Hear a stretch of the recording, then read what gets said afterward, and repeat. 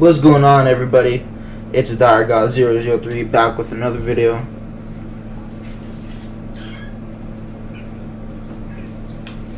Hey cat, lay down. Sit down. Sorry y'all for the cat. Trying to sit in the freaking gaming chair and the cat's like sitting on my spot. So today we're going to be looking at UFC 300 predictions. Not predictions, but more of like a dream fight card, like what I think the fights will be, honestly. I wish I could hide these bottom ones right here, honestly. There's no way to actually hide these bottom ones. I can't do that. Oh, here we go. Okay. Back, okay. So number one, the main event for UFC 300, in my opinion, should definitely be Conor McGregor versus Michael Chandler. Conor McGregor is rumored to want to return in April or May. I think 300 would be a huge card for him to return on. Because we're talking, he was supposed to fight on UFC 200, but couldn't. 300, the UFC, man, 300, right? It's been almost 31 years since UFC, right? And Conor, in my opinion, and just the numbers he's done, he's the biggest fighter in the sport, and he's the biggest fighter in the UFC, name-wise and draw-wise. No one's gonna draw more attraction than Conor. Even if you're a hater and you don't want to see him win his next 10 fights in a row, you're gonna watch just to see him lose. And the biggest reason this should be the main event, number one, is the huge rivalry.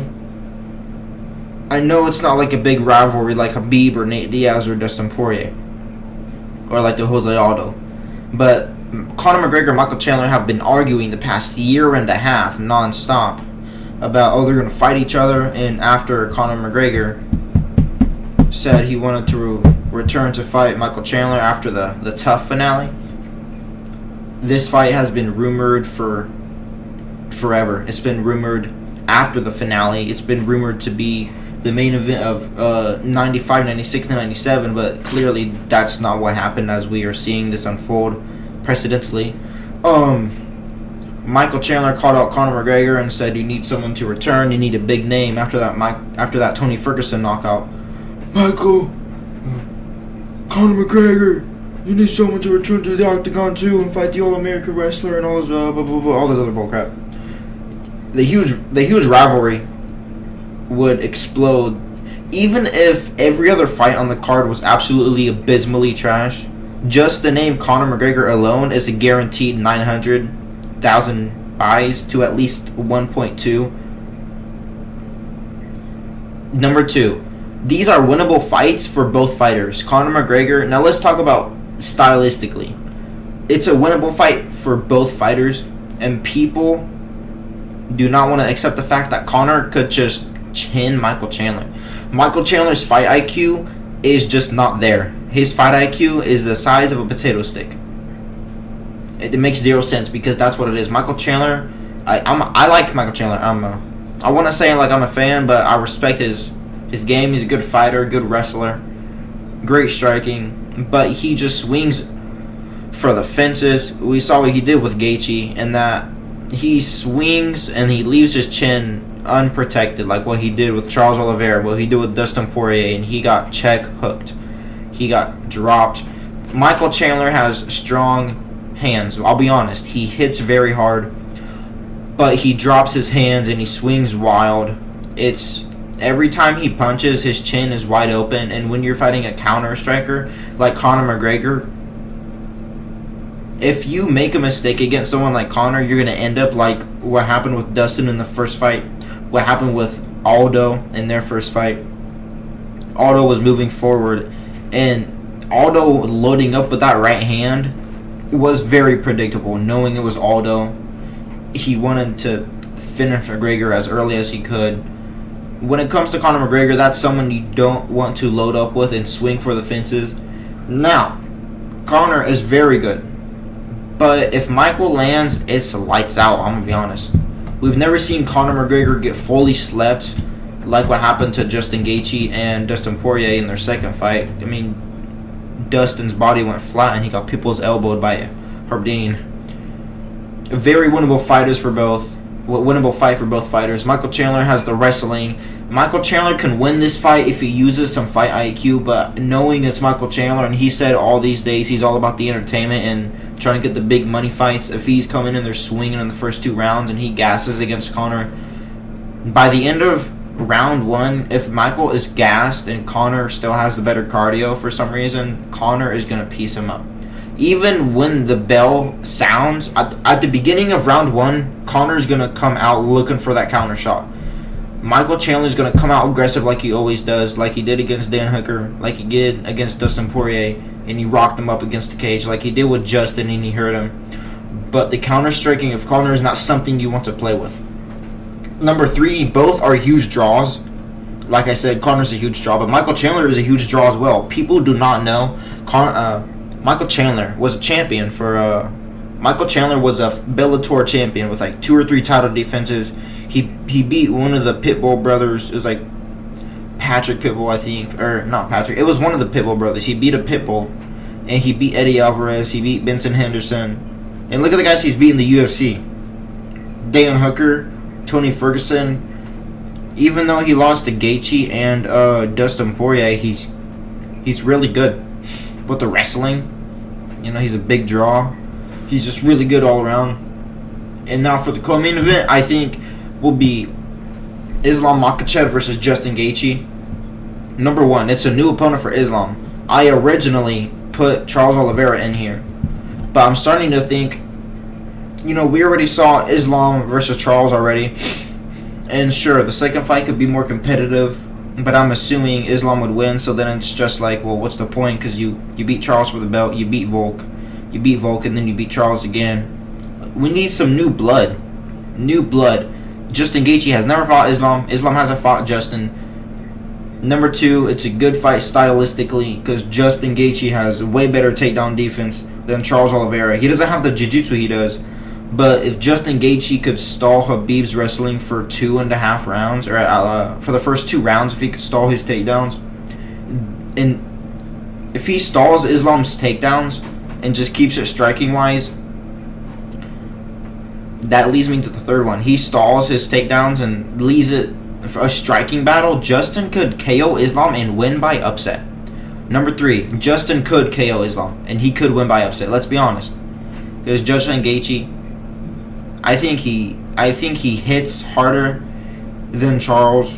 Definitely more raw power. He's the better boxer, I believe. He's way more technically sound, as we saw with the Fiziev fight and the Dustin Poirier fight. Islam is good. He's a good counterpuncher, and Justin likes to come out aggressive sometimes. So that will be an interesting stylistic matchup. You know, Justin Gaethje, the reality is he could knock out Islam. Islam has been dropped before. He's been knocked out before. He was dropped by Alexander Volkanovski in the first fight, and he was wobbled. He got clipped a couple of times, and Justin Gaethje hits way harder than Alexander Volkanovski. And those leg kicks, he kicks a lot harder than Volk. Volk's leg kicks are amazing, but he didn't use them at all. Not at all, but he hardly used them in the first fight. It was like he was scared to throw leg kicks. Maybe not scared, but cautious. I think Volk could have had a better time trying to win if he did more leg kicks. But since he was short, they could have got caught, and Islam could have picked him up or something, slammed him on his head. But this is Justin Gaethje, and he's going to bomb those leg kicks at him. It's a winnable matchup because of the styles. Justin Gaethje has leg kicks, and we've never seen anyone with such ferocious leg kicks fight against Islam. You can't even say Alex did it. Alex threw like less than, 10, 15 leg kicks in total in their first fight. Justin Gaethje is going to be spamming leg kicks like crazy because he wants to chop those legs down and slow those takedowns and the movements. Number 4, if Islam wins the fight, he is the lightweight GOAT. I believe so, Because if you look at Khabib's resume and Islam's resume up until this point, Islam is a lot better, and that's my next video. I'm going to compare and why Islam has a better resume, even though he lost once. He's not as dominant as Khabib, but I don't think it's how you fight. I think it's how you finish, honestly. Like, that's just the truth. You know, in my opinion, Charles has a better resume than Khabib. He's not as dominant, though. He got, like, 10 losses, but he finishes the fights. He finishes the fights. For the third feature bout is going to be Alexa Grasso versus Erin Blanchfield. And I wasn't going to put this on here, honestly, but I think this fight deserves to be on that card. Number one, it's new blood for Alexa Grasso. People say she should rematch Valentina Shevchenko, but they already fought twice. The second fight, I had it Valentina 3-2, honestly. But watching it back, I thought Alexa won 3-2. It's flip-flop. It could go both ways. It's so close that either person could win. A draw, I'm not mad about a draw, honestly, because I thought both of them won, and it's one of those fights where I thought both of them won, so it deserves to be a draw. Not only is it new blood for Alexa Grasso, it's new blood for her to get her legacy going. You know, she beat Valentina, who was really good, who had like, what, 7 title defenses? And not only that, Erin Blanchfield is on a 6-fight win streak, and she's ranked number 2. So if you take out Valentina out of the equation, the number 1 ranked woman is Erin Blanchfield. She deserves that. It's as simple as that. 6-fight win streak, finishes in her last. Well, she got a 6-fight win streak, right? Okay, so I think she has, if I'm correct, on the UFC website, it said she has 3 finishes out of those 6 fights. You know, a couple arm bars, a guillotine, or something like that. Number 3, women's MMA needs to be on UFC 300 to get more exposure. Women's MMA is so underrated, and I'm not saying they're better than the men's. I'm just saying it's getting a lot more hate than it should, because women's MMA is blowing up as of recent. You know, Valentina lost to Grasso. You know, Zhang Weili winning her last fight. That was really exciting. You know, and just these new up-and-comers, you know, there's Irene Aldana, you know, there's Erin Blanchfield on a 6-fight win streak, beating really good contenders. And I think women's MMA needs to be exposed a lot more frequently, and UFC 300 is the place to get it done. The fourth featured fight will be Dustin Poirier versus Gilbert Burns. The number one reason I think this fight should be on UFC 300, it will be such a banger. Look, it will be a banger fight. It will be a slugfest for 15 minutes, and that will end by a finish. Whether it's Gilbert Burns submitting Dustin Poirier or Dustin Poirier knocking out Gilbert Burns, or I want to be surprised if Dustin somehow caught Gilbert Burns with like a knockout, because these guys are both naturally welterweights. Gilbert Burns, I think he's naturally a welterweight. He looked huge for lightweight. That's just my opinion. I think he looked better. He looks better at welterweight. He has better wins at welterweight and better skill at welterweight than he did at lightweight. Even though Dustin Poirier is a lightweight, he's confirmed. Outside of camp, he walks between 175 to 190, no more than 200. So, if Dustin's naturally just a welterweight or naturally a middleweight, imagine the power from 155 to 170. And Dustin spent most of his fighting career at 155. He debuted at 45, but then he moved up to 155. And imagine him in 170. There's fights at 170 I believe would be good for him. Number one would be this fight. They both were at American Top Team at one point. I believe so, or if I could be wrong, but I thought they crossed paths a couple times. Or I remember like Dustin saying Gilbert was a good fighter. And number two, sorry, I'm getting off track, but number one, this fight will be a slugfest for 15 minutes. It will definitely end by a finish. If it's not a finish and it's a decision, it's at least fight of the night or performance of the night by either man. Number two, these guys have been calling each other out for a while. If anyone remembers when Jorge Masvidal was set to fight Gilbert Burns around the beginning of this year, Dustin Poirier was calling out Gilbert Burns around the time he was set to fight Jorge Masvidal, and Dustin Poirier was saying he wanted to make his 170 debut around that time. And Gilbert Burns responded with, "This will be a good fight," or something like that. He was like, he didn't say any words directly, but it's one of those things where like it was on Twitter, I remember, and Dustin was like, at Gilbert Burns, like eye emojis or a check mark or like a thumbs up or like one of those little emojis where it's like, I'm looking at you, I'm eyeing at you, I want to fight you at 170.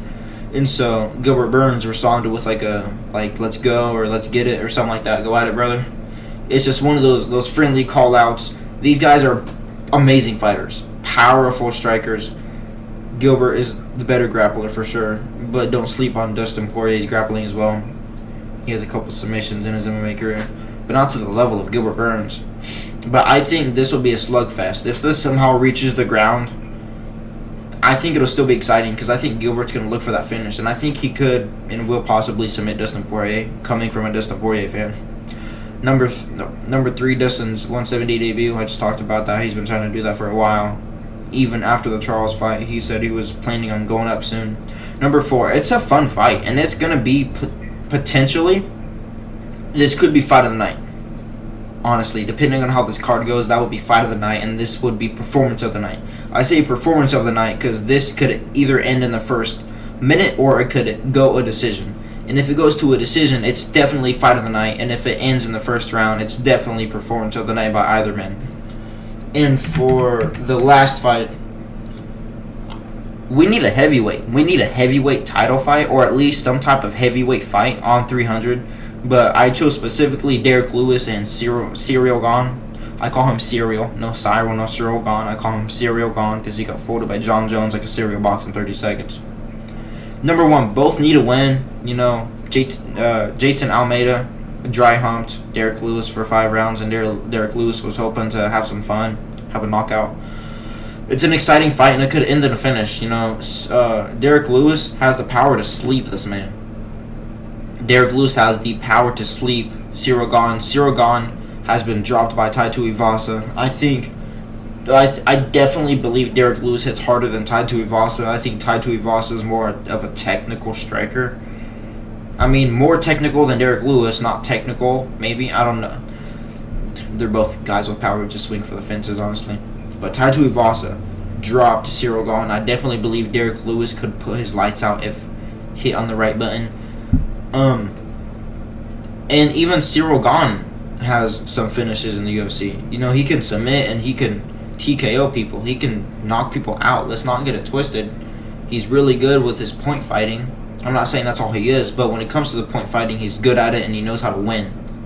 Number 3, UFC 300 deserves a heavyweight KO highlight reel for the exposure in the media outlets to boost both fighters' names of stardom. And what I mean by that is, a lot of heavyweights, most heavyweight fights end in a knockout. UFC 300 is going to be so historically big. Imagine a knockout by Derek Lewis. He knocks out Ciryl Gane in like under 20 seconds, and it's like a highlight KO reel. Imagine this on UFC 300. Ciryl Gane, for the first time in his career, gets knocked out cold by the Black Beast, Derek Lewis. Imagine that. Hashtag UFC 300 trending. Hashtag Derek Lewis. Hashtag KO all over Twitter. Hashtag my balls is hot. It's gonna be jump starting a little bit to their fame. They both have some fame and some stardom, but this will catapult it even higher considering it's UFC 300. Number 4, my balls was hot. Another reason they should fight is because balls was hot. If you're a UFC fan of Derek Lewis, you know the extent of this inside joke. It's a joke, and if you don't know the joke, go to YouTube and look up Derek Lewis, my balls was hot, or Derek Lewis take off shorts, or Derek Lewis balls was hot. I'm not going to explain any further. The reason this fight needs to happen is because my balls was hot. Number 5, both have a good chance of winning. They absolutely do. Like I was saying, Derek Lewis has the most knockouts in UFC heavyweight history. Ciryl Gane has finishes too. He can finish on the ground. I'd say he's definitely a better grappler than Derek Lewis, and he could submit him.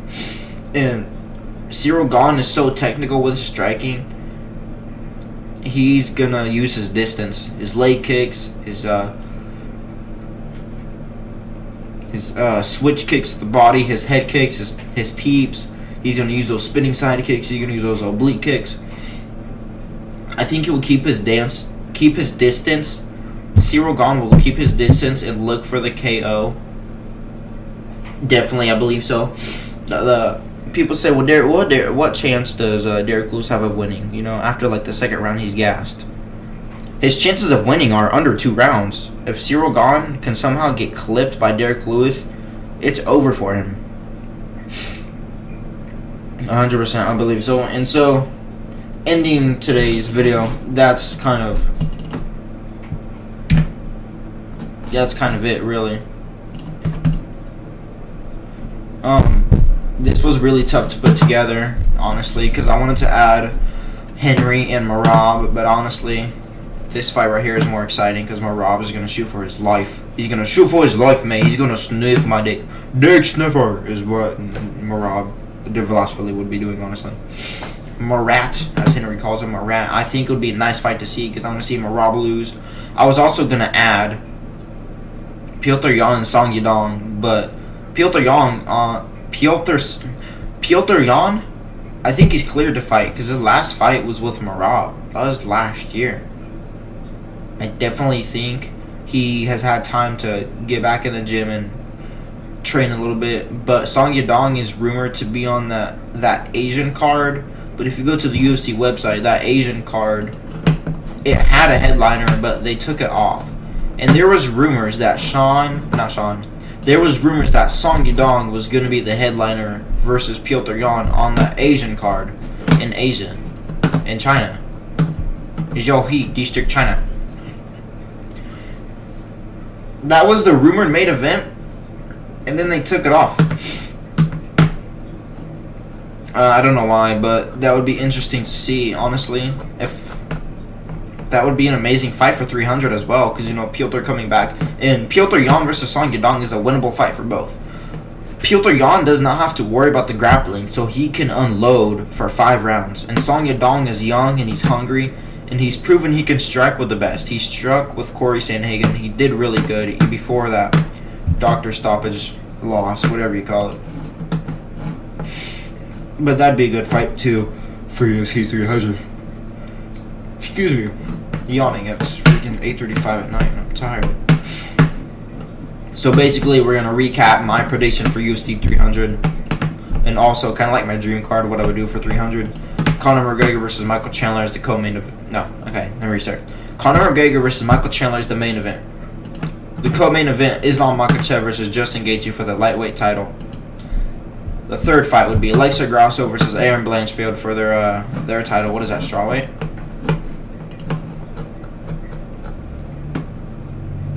Flyweight. No, okay, that's the flyweight. Forget me. I'm retarded a little bit. So that would be the flyweight title. And then you get Gilbert Burns versus Dustin Poirier. Poirier's 170 debut. Gilbert Burns and Dustin Poirier have been calling each other out for like a couple months now, or like a year or something like that. So they can squash that call out. I don't really want to say squash the beef. There's no beef. It's just two friendly guys who are really good strikers, really good grapplers, calling each other out just to stand and bang.